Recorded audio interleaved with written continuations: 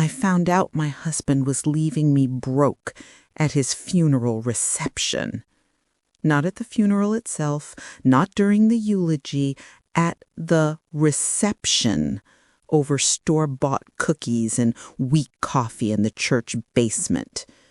His lawyer cornered me by the dessert table.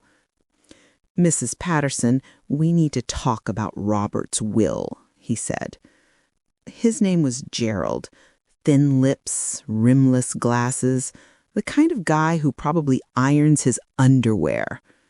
I was still in my black dress, still had mascara smudged under my eyes from crying.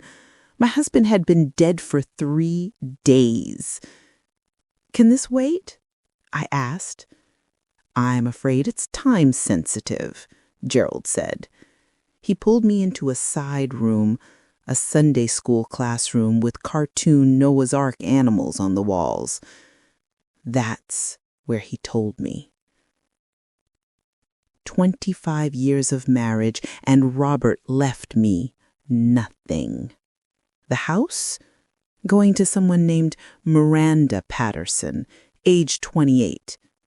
The investment accounts? Miranda Patterson. The classic car collection he spent 15 years building? Miranda Patterson. I just stared at Gerald. Who the hell is Miranda Patterson? He cleared his throat, adjusted those stupid glasses. The kind of guy who probably irons his underwear. "Your husband's daughter," he said. The room tilted. "Robert didn't have a daughter," I said. "We couldn't have kids. That's why we—" "From a previous relationship, before your marriage, apparently." Apparently. I wanted to throw up right there on the alphabet rug. "There has to be a mistake," I said. He opened his briefcase, pulled out a folder as thick as a phone book. I have documentation going back 28 years. Child support payments, birthday cards, college tuition receipts. My hands were shaking. Child support? We had a joint bank account. I would have seen. He kept a separate account, Gerald said. His voice had that practiced sympathy, the kind you use when you're delivering bad news you've delivered 100 times before. For this purpose specifically. I sat down hard on one of those little kid chairs. My knees practically touched my chin. 25 years. I'd packed Robert's lunches every single morning. I'd nursed him through 2 heart attacks. I'd given up my career as a legal secretary to take care of his elderly mother for 7 years until she died. And he had a secret daughter. And a secret bank account. And a will that cut me out completely. "What about the life insurance?" I asked. My voice sounded far away, like it was coming from someone else. Gerald flipped through his papers. "The policy pays out to Miranda as well. It's $1.2 million exactly, through State Farm. Policy number—" "Stop," I said. Something clicked in my brain. Something important. "Which policy are we talking about?" Gerald looked confused. "I'm sorry?" "Robert had 3 life insurance policies," I said. I was sitting up straighter now. "Which one are you talking about?" "I have documentation for one policy, State Farm, $1.2 million, purchased in 2003. I almost laughed. Almost. "That policy lapsed in 2008, during the recession. Robert lost his job. We couldn't afford the premiums." Now Gerald looked nervous. He was flipping through his papers faster. I have correspondence from State Farm that indicates that policy is dead, just like my husband. I stood up. My legs felt steadier now. But there are 2 other policies, I continued. One through Northwestern Mutual for $800,000, one through Prudential for $1.5 million, both purchased in 2015, both with premiums paid in full every single year. Gerald had gone pale. I don't have any record of... That's because I bought them, I said. The silence in that Sunday school room was deafening. I bought both policies, I repeated, with my money, from the inheritance I got when my mother died. Robert was the insured, but I'm the owner, and I'm the beneficiary. Gerald opened his mouth, closed it, opened it again. That's $2.3 million, I said. That belongs to me. He was frantically digging through his briefcase now. Mrs. Patterson, if you have documentation of these policies... Oh, I have documentation. It's all at home. In my filing cabinet, in my home office, in the house that Robert just tried to give away to his secret daughter. I walked to the door. Wait, Gerald said. We need to discuss the estate proceedings. There's still the matter of the house, the vehicles, You can discuss that with my lawyer. I'll have him call you Monday morning. I left him standing there, walked back out to the reception. Everyone was still eating cookies, still talking in hushed voices, still telling stories about what a great man Robert was. I saw her immediately.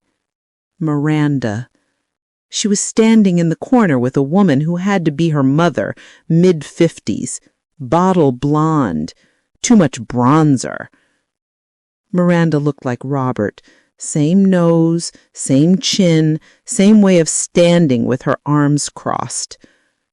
I'd never seen her before in my life. But she'd been at my husband's funeral, crying, probably thinking about her $1.2 million inheritance. The inheritance that didn't exist. I walked straight up to them. You must be Miranda, I said. She jumped, looked guilty. I'm so sorry for your loss, she stammered. Are you? I asked. The mother stepped forward. Look, we don't want any trouble. Robert wanted Miranda to be taken care of. It's not personal. I laughed. Actually laughed. Not personal, I said, too loud. People were starting to stare. My husband had a secret child for 28 years, and you're telling me it's not personal? Keep your voice down, she hissed. Why? Afraid people will find out what a cheating piece of garbage Robert was? Afraid they'll find out you broke up a marriage? Robert wasn't married when we were together, she snapped. He sure was married when he kept paying you child support, though, for almost 3 decades, while I was working double shifts to keep us afloat, while I was taking care of his sick mother, while I thought we were partners.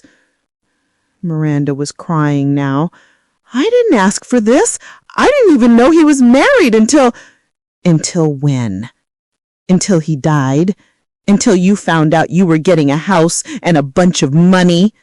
Or did you know the whole time? That's enough, the mother said. She was red-faced now, angry. Robert made his choice. He wanted his daughter taken care of. You need to accept that. Oh, I accept it, I said. I accept that my husband was a liar. I accept that he betrayed me for the entire marriage. I accept that he tried to leave me with nothing after 25 years. I leaned in closer. But here's what you need to accept, I said quietly. That life insurance policy Robert left to Miranda, it doesn't exist anymore. It lapsed 15 years ago. The only policies that are active are the ones I bought with my money, and Miranda's not getting a dime of those. The mother's face went white. That's not possible, Gerald said. Gerald made a mistake, I said. Ask him. He's in the Sunday school room having a panic attack right now. I turned to Miranda. She was still crying, mascara running down her face. I'm sorry your dad was a piece of work, I said. I really am. But I'm not the one who lied to you, and I'm not the one who promised you money that wasn't his to give. I walked away. I could hear the mother shouting behind me, something about lawyers, something about contesting the policies. Good luck with that. I went home. The house Robert tried to give away. I poured myself a huge glass of wine, put on sweatpants, pulled out the file folders with the insurance documents. Both policies were crystal clear. I was the owner. I was the beneficiary. Robert was just the insured party. When you're the owner of a life insurance policy, you control everything. Who gets the money, whether the policy can be changed, whether it can be canceled. Robert couldn't have changed these policies if he wanted to, because they weren't his. I'd set them up that way on purpose after the first policy lapsed. I'd learned my lesson. Never again would I let Robert have control over something that important. I just never imagined I'd need that protection because my husband was planning to cut me out. The next few days were insane. Gerald called 6 times. I didn't answer. Miranda's mother called 4 times. I blocked her number. Robert's brother called to yell at me, told me I was being cruel, told me Miranda was innocent in all this. I hung up on him. On Tuesday, my lawyer called me. His name is David. We've known each other for 30 years. You need to come in, he said. We need to talk strategy. I met him at his office that afternoon. First of all, David said, I'm so sorry about Robert, and I'm sorry about all of this. Just tell me where I stand, I said. David spread papers across his desk. You're in good shape. Both insurance policies are Ironclad. You're the owner and beneficiary on both. Robert had no legal right to designate someone else as beneficiary. Miranda has no claim to that money. What about the house? I asked. That's trickier, David admitted. The house was in both your names, joint tenancy, but Robert's will specifically bequeaths his half to Miranda. My stomach dropped. So she gets half my house? Not if we can help it, David said. I'm going to argue that the will is invalid because Robert failed to disclose material facts. He concealed a child and concealed financial arrangements from his spouse. That's grounds for challenging the entire will. How long will that take? I asked. Months, maybe a year, maybe longer if they fight hard. And in the meantime? In the meantime, you keep living in the house. Don't let anyone pressure you to leave. Don't let anyone pressure you to sell. That's your home. I nodded. There's one more thing, David said carefully. The investment accounts. They were in Robert's name only, not joint accounts. Those probably will go to Miranda. How much are we talking? I asked. About $400,000, David said. I felt sick again. $400,000 of my money. Money I'd contributed to. Money from years of working and saving and sacrificing. Gone. To a stranger. Unless, David said slowly. Unless what? Unless we can prove you contributed to those accounts, he said.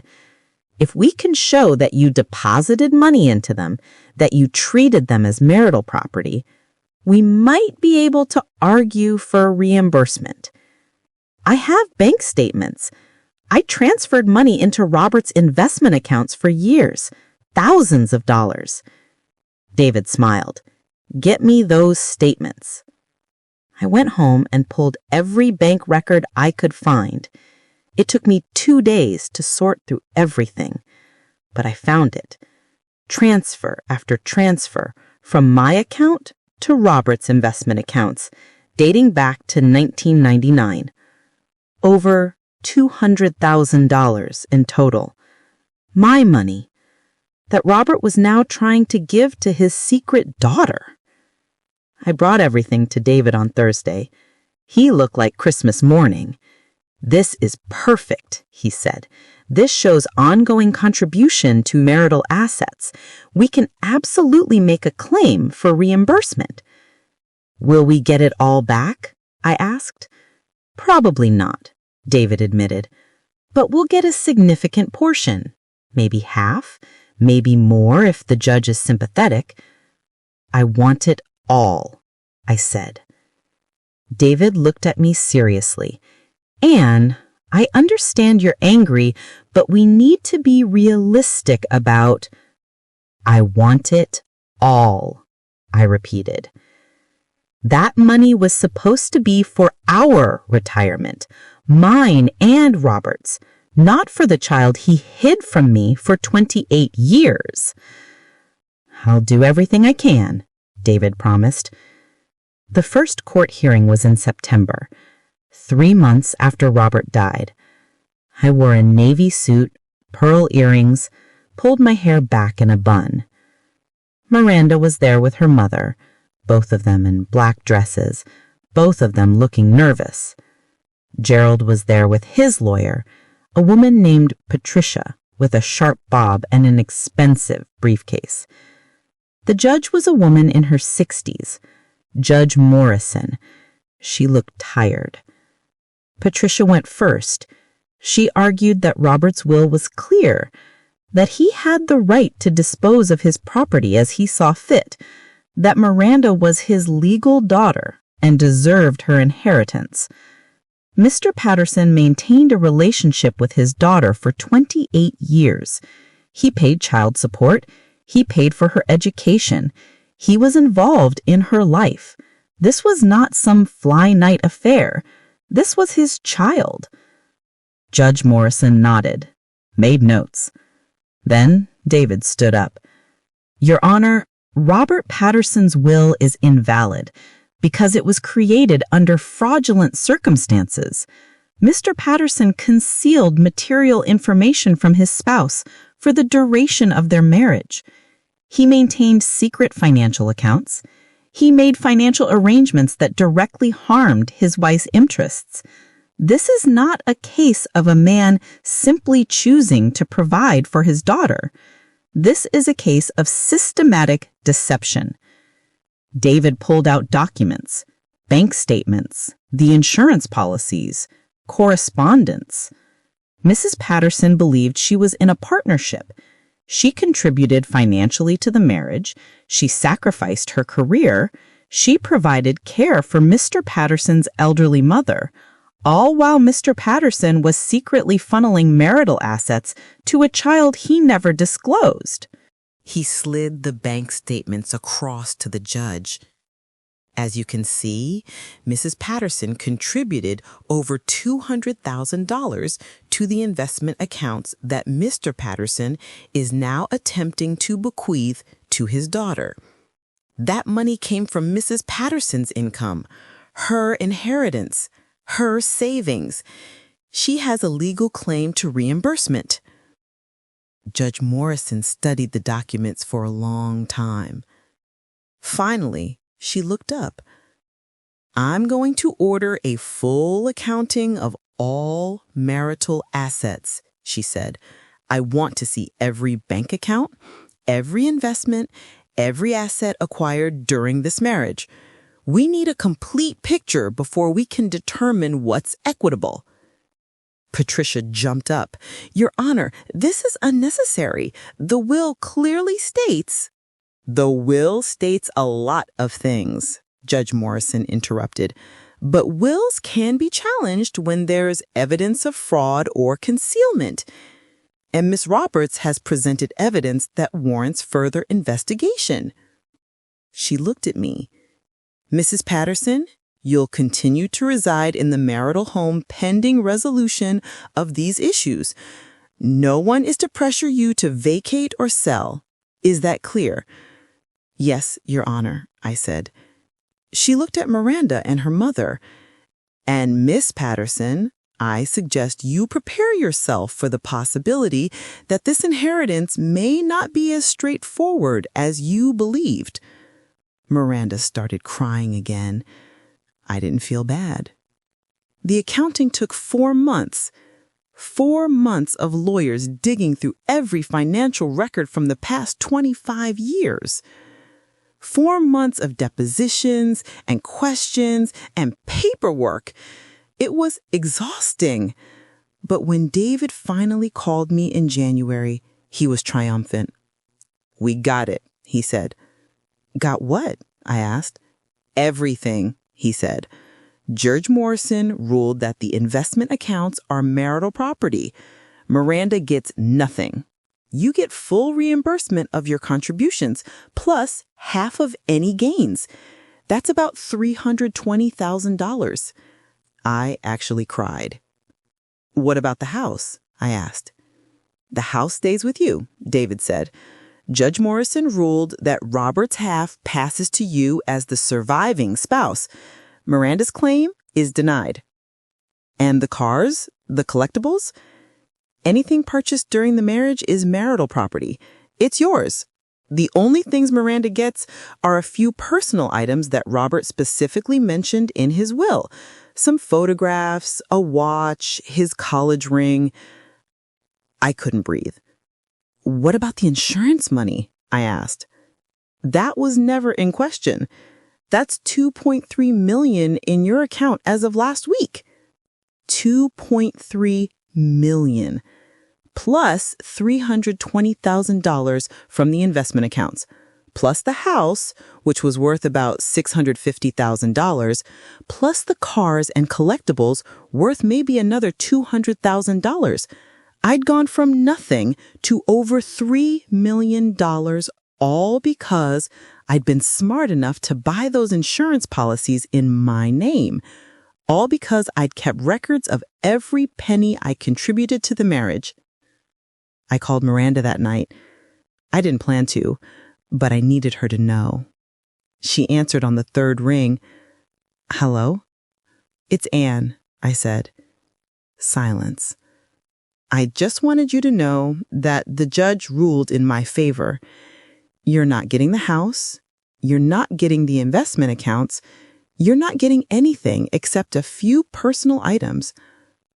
I know, she said quietly. My lawyer called. Good, I said. More silence.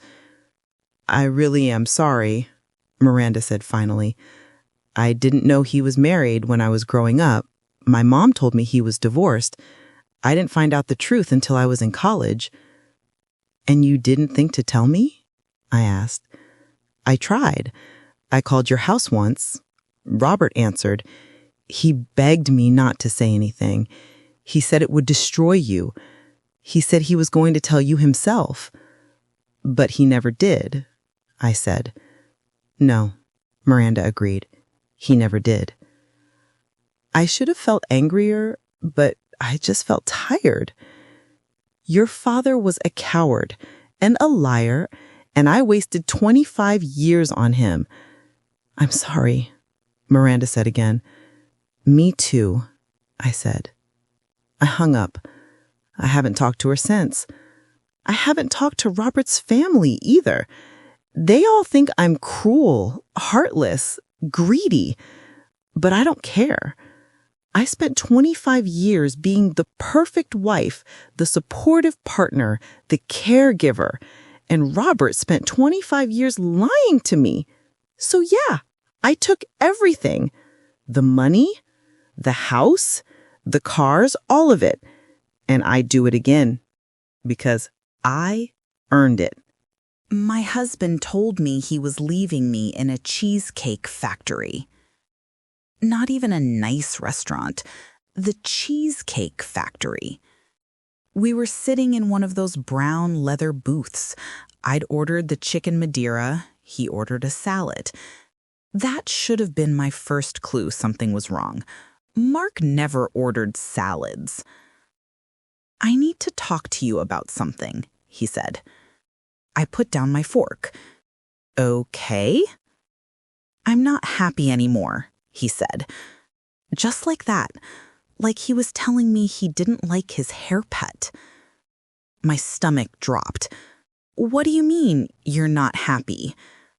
I mean, I haven't been happy for a long time, Mark said. He wasn't even looking at me. He was looking at his phone. I think we need to separate. The restaurant noise faded away. The clinking glasses, the background music, all of it just disappeared. Separate? I repeated. Divorce, he clarified. I want a divorce. 20 years of marriage, 2 kids, a business we built together, and he was ending it over a house salad at the Cheesecake Factory. Is there someone else? I asked. My voice sounded strange, distant. He hesitated, just for a second, but I saw it. Yes, he finally said. I should have thrown my water in his face. I should have screamed. I should have made a scene. But I just sat there. Who? I asked. Does it matter? He said. Yes, it matters, I snapped. Who is she? He sighed, like I was being difficult, like I was the problem. Amber, he said quietly. Amber. His secretary. The 24-year-old we'd hired 8 months ago because she was eager to learn and really organized. I laughed, actually laughed. This bitter, harsh sound that didn't sound like me at all. Your secretary? I said, too loud. The couple in the next booth looked over. You're leaving me for your 24-year-old secretary? Are you serious? Keep your voice down, Mark hissed. No, I said. No, I will not keep my voice down. You brought me to a public restaurant to tell me you're screwing your secretary, and now you want me to be quiet? This is exactly why it's not working, he said. He was getting angry now. His face was turning red. You're so dramatic about everything, so emotional. I can't have a rational conversation with you. Rational? I was standing now. My chair scraped backward. You want rational? You've been having an affair with a girl who's barely older than our daughter, and you want me to be rational about it? She's not a girl, Mark said coldly. She's a woman who actually appreciates me, who doesn't constantly criticize everything I do, who makes me feel alive. That hurt worse than anything else. I sat back down, slowly. How long? I asked. How long, Mark? He said, 6 months. 6 months. Half a year while I was planning our anniversary trip, while I was taking care of his mother when she had surgery, while I was running the business and raising our kids and being a wife. He was sleeping with Amber. I want you out of the house by the end of the week, Mark said, like he'd already decided everything. My lawyer says we can do this quickly if you don't make it difficult. We split everything 50-50, the house, the business, the accounts. It's fair. Fair? I whispered. You'll be fine, he said. You're still young. Well, youngish. You'll find someone else eventually. Once you lose a little weight, maybe update your look, you really let yourself go, you know. I stared at him. This man I'd loved for 20 years. This man I'd built a life with. This man who was now telling me I was too fat and too old for him. Get out, I said quietly. What? Get out. I said it louder this time. Leave, right now. I don't want to look at you anymore. Mark threw his napkin on the table. Fine, but my lawyer will be in touch. And Lauren, don't make this ugly. You won't win. He walked out, left me sitting there with 2 plates of food I couldn't eat and a waitress who definitely heard everything. I didn't cry until I got to my car. Then I sobbed. I called my sister from the parking lot. He's leaving me, I choked out, for his secretary. He's leaving me for Amber. That bastard, Rachel said. Where are you? I'm coming to get you. I'm fine, I lied. I just needed to tell someone. You're not fine, Rachel said, and we're going to make him pay for this. Do you hear me? We're going to take him for everything he's worth. He says we're splitting everything 50-50. Does he now? Did you tell him about the prenup? The prenup? I'd completely forgotten about the prenup. We'd signed it 20 years ago when we got married, right before we started the business. My father had insisted on it. He was a lawyer. He didn't trust Mark. Daddy was right. I don't even remember what's in it, I admitted. Then you need to find it, Rachel said. And you need to find the best divorce lawyer in the city, like right now, today. I went home. Mark wasn't there, probably with Amber. I went straight to my home office, the one Mark never went into because it was too cluttered. I kept all our important documents in a filing cabinet: birth certificates, tax returns, mortgage papers, and the prenup. I found it in a folder labeled Marriage Documents. I started reading. My hands were shaking so hard I could barely hold the pages. But then I got to page 7, section 4.2, Business Assets. Any business entity formed during the marriage wherein one party contributes initial capital exceeding 75% shall remain the sole property of the contributing party in the event of divorce. The non-contributing party waives all claims to ownership, profit sharing, or asset division related to said business entity. I read it again and again.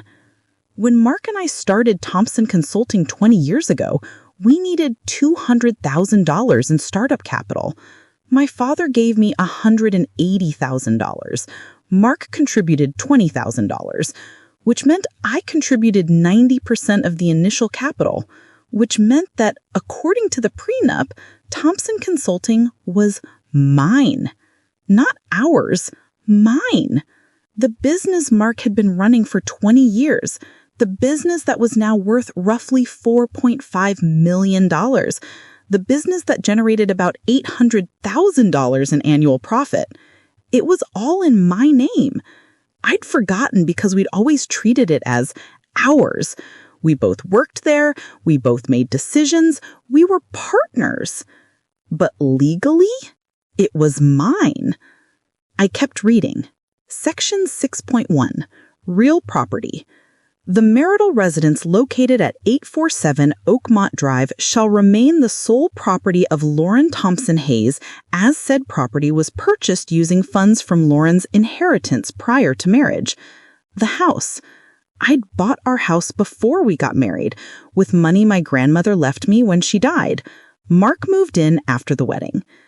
But the deed was in my name only. We'd talked about adding him to it, but we never got around to it. The house was worth about $950,000 now, and it was mine. I started laughing. Hysterical, breathless laughter. Mark thought he was walking away with half of everything, but he was walking away with nothing. I called Rachel back. I found the prenup, I said. And? I said, and Mark is screwed. The business is mine, the house is mine. He's leaving with nothing but his clothes and his BMW. Rachel screamed so loud I had to hold the phone away from my ear. "Oh my God," she said. "Does he know? Does he know?" "I don't think he even remembers we signed a prenup," he said. "He never read it back then. He just signed where Daddy told him to sign." "This is beautiful," Rachel said. "What are you going to do?" "I'm going to get a lawyer," I said, "and I'm going to watch Mark's face when he realizes what he's done." The next morning, I called Jenkins and Associates. They were the biggest, most expensive divorce firm in the city. I'd seen their billboards, "We fight for you." I met with Margaret Jenkins herself. Corner office, view of downtown, diplomas from Harvard covering one wall. She was probably 60, sharp gray suit, reading glasses on a chain, the kind of woman who doesn't take crap from anyone. I told her everything. The affair, the Cheesecake Factory, the prenup. Margaret listened without interrupting, made notes on a yellow legal pad. When I finished, she sat back in her chair. "Mrs. Hayes," she said, "your husband is an idiot." I laughed. I couldn't help it. "This prenup is ironclad," Margaret continued. She was flipping through the pages. "Your father did excellent work here. Very thorough, very specific. There's no ambiguity whatsoever." "So I keep the business?" I asked. "You keep the business," Margaret confirmed. "You keep the house. You keep any assets that were acquired with your separate property or inheritance. Your husband is entitled to half of any marital assets acquired during the marriage with marital funds. But based on what you've told me, that's basically just his retirement account and half the checking account." "What about alimony?" I asked. Margaret smiled. It wasn't a nice smile. It was a shark smile. "Ohio is an equitable distribution state. Alimony is based on need and ability to pay. Your husband has been the primary income earner at the business, correct?" "Correct," I said. "He took a salary of $250,000 per year. I took $150,000. And he's leaving the marriage to be with a 24-year-old secretary who presumably doesn't make very much money, which means his expenses are about to go up significantly." "What does that mean?" I asked. "It means," Margaret said slowly, "that we might be able to argue that you deserve alimony from him, since you'll be losing the benefit of his labor at the business." I stared at her. "Are you serious?" "Completely serious," Margaret said. "He's been running day-to-day operations, marketing, sales, client relationships, correct?" "Correct," I said. "And now that he's leaving, you're going to need to hire someone to replace him. That's an additional expense you wouldn't have if he hadn't decided to blow up the marriage. We can make a very strong argument that he should contribute financially to cover that loss." "How much are we talking?" I asked. "Maybe $3,000 to $5,000 per month for 5 to 7 years? Until you can get the business stabilized without him?" I started laughing again. Mark thought he was going to take half of everything and ride off into the sunset with Amber. Instead, he was going to end up paying me every month. "When can we meet with his lawyer?" I asked. Margaret checked her calendar. "I'll reach out today. Let's aim for next week. In the meantime, I need you to gather every financial document you can find. Bank statements, tax returns, business records. everything. I spent the next 5 days pulling together paperwork. I barely slept. I was running on coffee and rage. Mark texted me twice, demanding to know when I was moving out, telling me his lawyer was ready to move forward. I didn't respond. Let him think he was in control. Let him think he was going to win. The meeting was scheduled for Tuesday at 2 p.m. at Margaret's office. I wore my best suit, black theory blazer, white silk blouse, my grandmother's pearls. I got my hair done the day before, professional blowout. I looked like a CDO because I was a CDO. Mark showed up 15 minutes late with Amber. He brought his mistress to our divorce meeting. She was wearing a tight pink dress and heels she could barely walk in. Her hair was in a high ponytail. She looked like she was going to a club, not a law office. Mark looked smug, confident. He was wearing his expensive suit, the Armani one. I'd bought him for his last birthday. His lawyer was with him, a guy named Brad Hutchinson. Slicked back hair, too much cologne, the kind of lawyer who advertises on bus benches.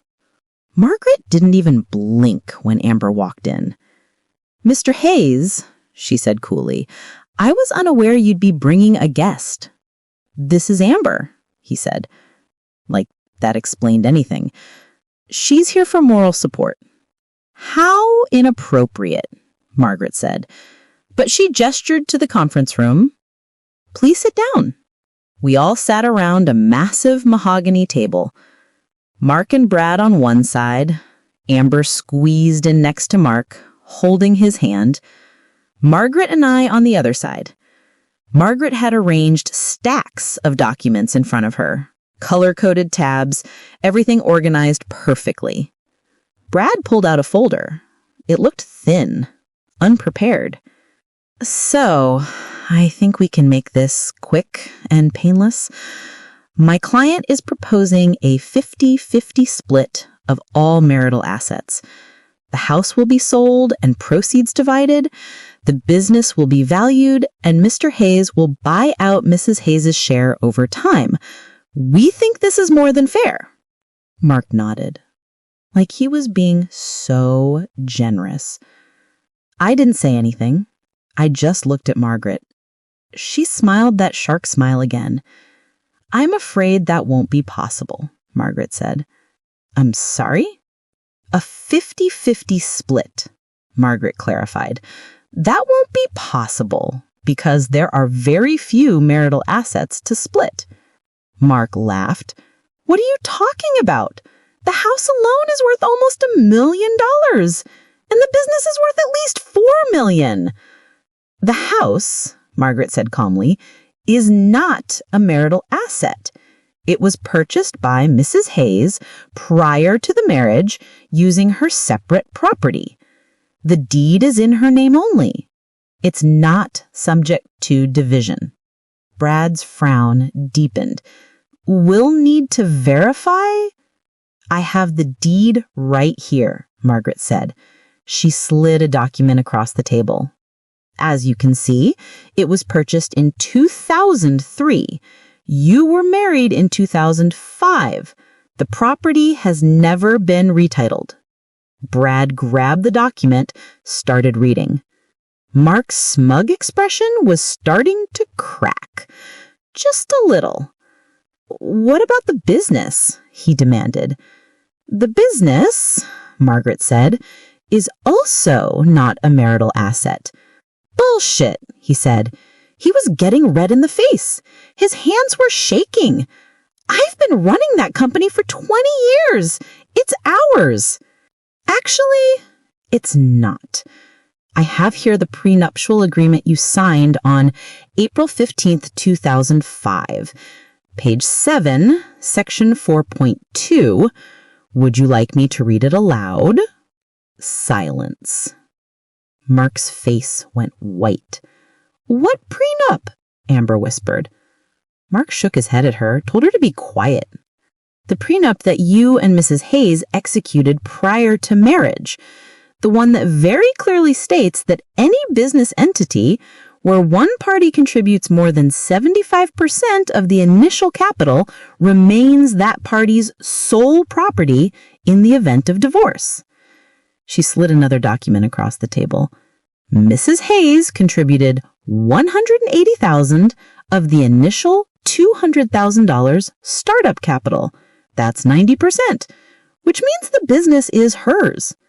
Entirely hers. You have no ownership stake whatsoever. Brad was frantically reading the prenup now. Mark was just staring at the table. This can't be right, he muttered. It's quite right, Margaret said. In fact, it's very clear. Your father-in-law was an excellent attorney. This document is airtight. But I've been working there, Mark said. His voice was rising. I've built that company. I've brought in every major client we have. You've been an employee, Margaret interrupted. A very well-compensated employee. You've been drawing a salary of $250,000 per year, but you are not an owner. You never have been. The conference room was dead silent. I could hear the air conditioning humming. I could hear Amber breathing too fast. I could hear Mark's world falling apart. So what does he get? Brad asked quietly. Half of the joint checking account, Margaret said, which currently has a balance of $14,000. Half of the savings account, which has $8,000. And half of his 401k, which Mrs. Hayes is entitled to under state law. That's approximately $90,000. That's it? Mark exploded. That's all I get? That's all you're entitled to, Margaret said calmly. Those are the only marital assets. Everything else is Mrs. Hayes's separate property. Mark turned to me. His eyes were wild. Lauren, he said, come on. You can't do this. We built that business together. You know we did. This is insane. I looked at him. Really looked at him. This man who told me I'd let myself go, who said I was past my prime, who tried to throw me away like garbage. You should have read what you signed, I said. You know that's not fair, he said. Your dad pressured me to sign that. I was 28 years old. I didn't know what I was doing. You were 28, I agreed. Not 12. You were a grown man, and you signed a legal document. That's on you. Amber was crying now, mascara running down her face. You told me we'd be rich, she sobbed to Mark. You said you were getting half of everything. Shut up, Amber, Mark snapped.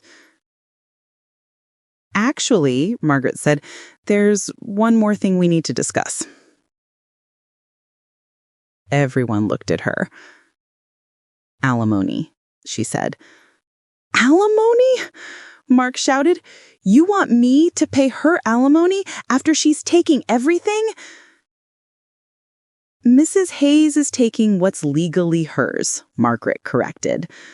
But you have been the primary operator of the business for 20 years. You've handled sales, marketing, and client relationships. Now that you're leaving, Mrs. Hayes will need to hire someone to replace you. That's a significant expense she wouldn't have incurred if you hadn't chosen to end the marriage. You've got to be kidding me, Brad said. I'm not, Margaret said. We're asking for $4,000 per month in alimony for a period of 6 years. That's more than reasonable, given your earning capacity and Mrs. Hayes's needs. Mark looked like he was going to have a heart attack. His face was purple. His hands were shaking. "I'm not paying her a dime," he said. "Then we'll see you in court," Margaret said pleasantly, "where a judge will review the prenup, review the financials, and very likely award alimony anyway. Except then you'll also be paying both our legal fees because you refused to negotiate in good faith." Brad put his hand on Mark's arm. "We need to talk," he said quietly. "Outside." They got up and left the room. Amber sat there for a minute, crying. Then she got up and ran out too. Margaret looked at me. "How do you feel?" she asked. "Powerful," I said. And I meant it. Mark and Brad came back 20 minutes later. Mark looked defeated. Broken. Brad looked annoyed. "We'll agree to $2,500 per month for 4 years. That's our final offer." Margaret looked at me, raised an eyebrow. I thought about it. $2,500 per month for 4 years was $120,000. Plus, I got the business, the house, everything. Mark was walking away with less than $100,000 and a girlfriend who was already realizing she'd made a terrible mistake. "Deal," I said. Margaret drew up the agreement right there. Mark signed it without reading it, just scrawled his name like he wanted to get out of there as fast as possible. When it was done, he stood up, looked at me one more time. "I hope you're happy," he said bitterly. "I'm not happy," I said honestly. "I'm heartbroken. You destroyed 20 years of marriage for a girl who's going to leave you the second she realizes you're broke. But at least I'm not broke." He walked out. Amber followed him. I could hear them arguing in the hallway. Margaret started packing up her documents. "That," she said, "was the most satisfying meeting I've had all year." "How long before it's final?" I asked. 60 days, Margaret said. "Ohio has a waiting period, but the agreement is signed. It's done. Congratulations, Mrs. Hayes. You just won your divorce." I went home. To my house. Poured myself a glass of wine. Sat on my back deck and watched the sunset. For the first time in weeks, I felt like I could breathe. The next 2 months were strange. Mark moved out immediately, got an apartment somewhere with Amber. I hired a new operations manager for Thompson Consulting, a woman named Patricia with 20 years of experience and an MBA from Wharton. She was better at the job than Mark had ever been. The business didn't miss him at all. Our kids were upset at first. confused about why Dad left, angry at both of us. But I told them the truth. Age appropriately, but honestly. They chose to live with me. The divorce was finalized in December. I was officially single and significantly wealthier than I'd been when I was married. In January, Mark called me. I almost didn't answer, but curiosity got the better of me. "Hello?" I said. "Lauren." His voice was rough, like he'd been crying. "Can we talk?" he said. "I mean, in person, please. I need to see you." Against my better judgment, I agreed to meet him for coffee. We met at a Starbucks. Neutral territory. He looked terrible. He'd lost weight. His clothes didn't fit right. He had dark circles under his eyes. "Thank you for meeting me," he said. "What do you want, Mark?" I asked. "I made a mistake," he said, the words tumbling out. "A huge mistake.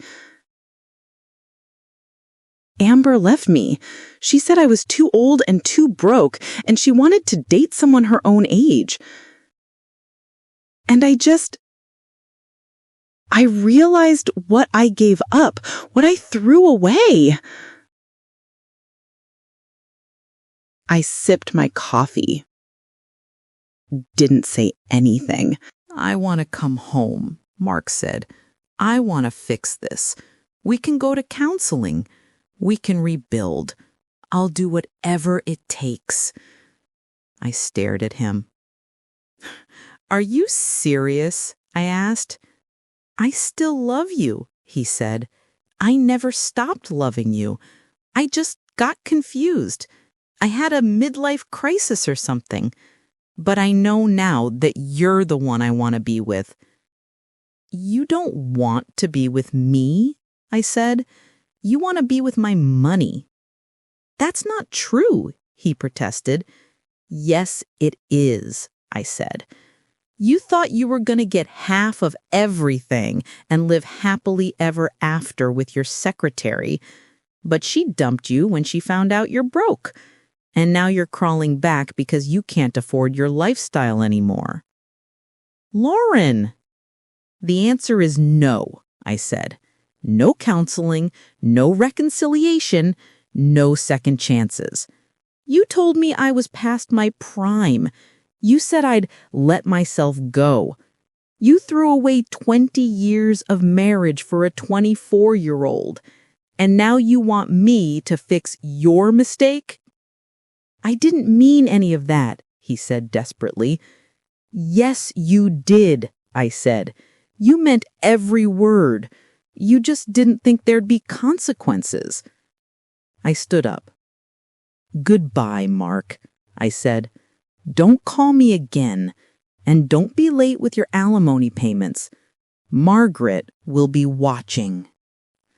I walked out, left him sitting there, and I've never felt better. These days, I run Thompson Consulting by myself. Well, with Patricia's help. We're more profitable than ever. I'm dating again. Nothing serious yet, but I'm enjoying myself. I redecorated the house, got rid of all the furniture Mark picked out, made it mine. And every month, like clockwork, I get a $2,500 deposit in my account, alimony, from my ex-husband. The man who thought he was too good for me, the man who learned the hard way that I was actually too good for him.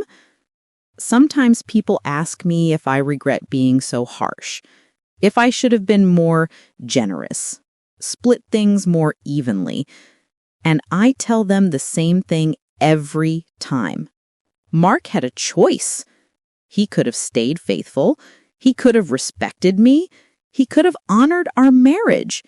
Instead, he chose to cheat, to demean me, to try to take everything I'd built. He made his choice, and I made mine. I chose me, and I'd do it again in a heartbeat.